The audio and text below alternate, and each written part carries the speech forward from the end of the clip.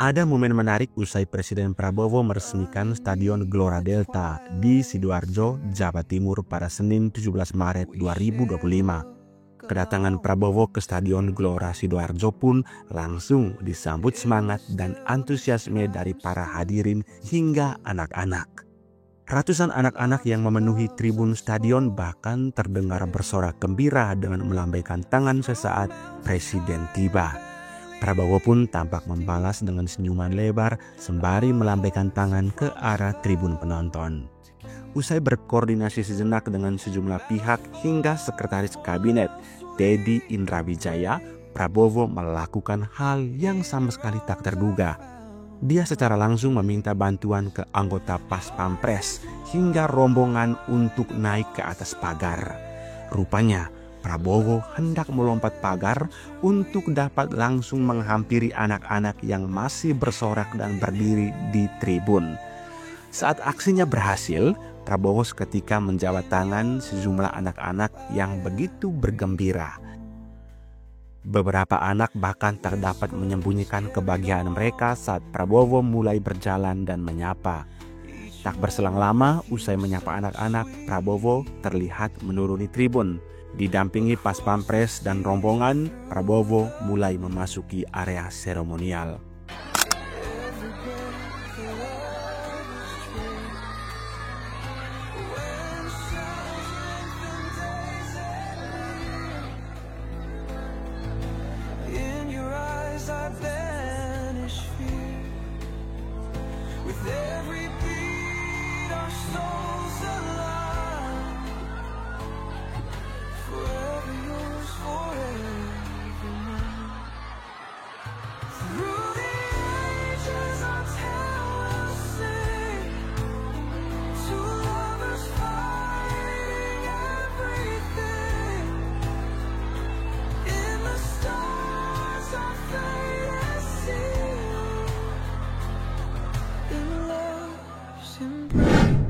Aksi tak terduga dari orang nomor 1 RI itu seketika turut membuat warganet terkejut.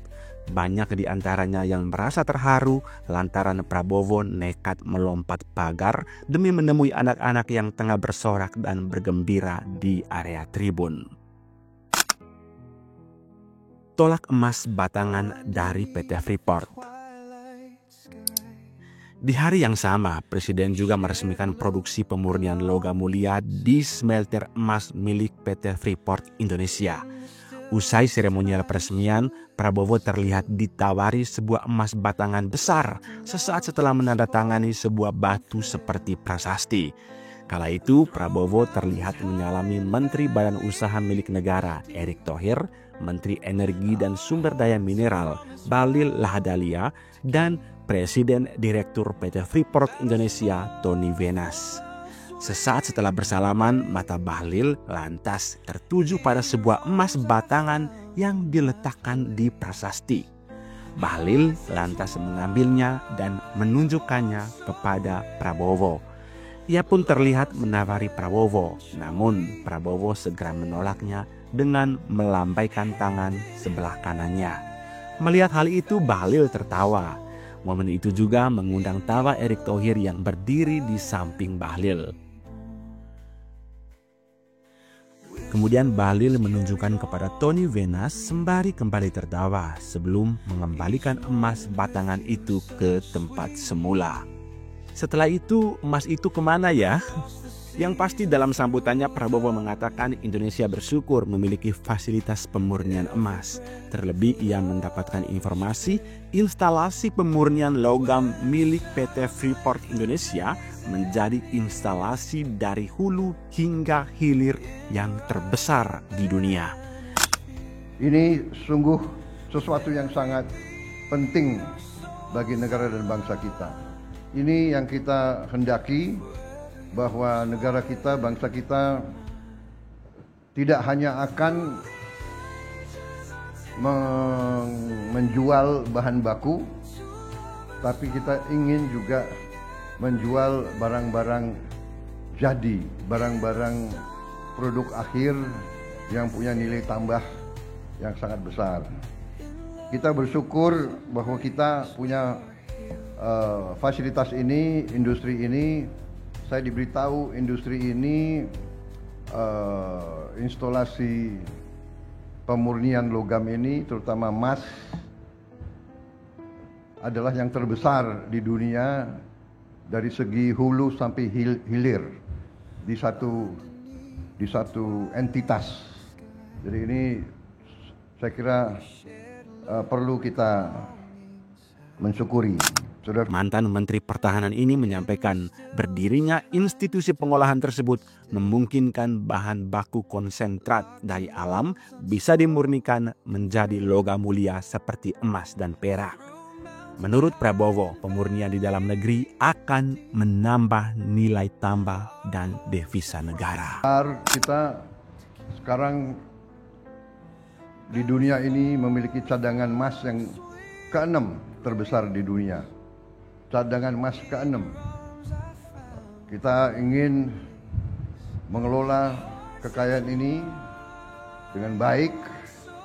Masih terdapat beberapa penyimpangan-penyimpangan, ada illegal mining di mana-mana, ada penyelundupan